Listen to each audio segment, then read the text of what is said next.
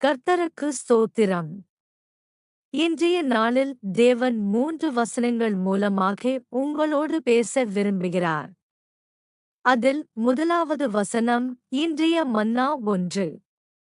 உன்னோடு கூட இருந்து நான் செய்யும் காரியம் பயங்கரமாயிருக்கும். யாத்திராகமம் அதிகாரம் 34 வசனம் 10. இந்த வசனத்தின்படி தேவன் உங்களோடு கூட இருந்து செய்யும் காரியங்கள் பயங்கரமாய் இருக்கும். அது மற்றவர்கள் கண்களுக்கு மாத்திரம் அல்ல, உங்கள் கண்களுக்கும் அவர் உங்களோடு இருந்து செய்யப் போகிற அனைத்து காரியங்களும் அதிசயமாக விளங்கும்.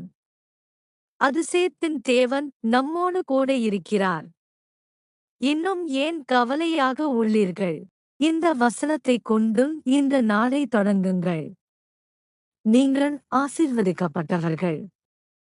இந்த வசனத்தை நீங்கள் விசுவாசித்தால் கமெண்ட் பாக்ஸ்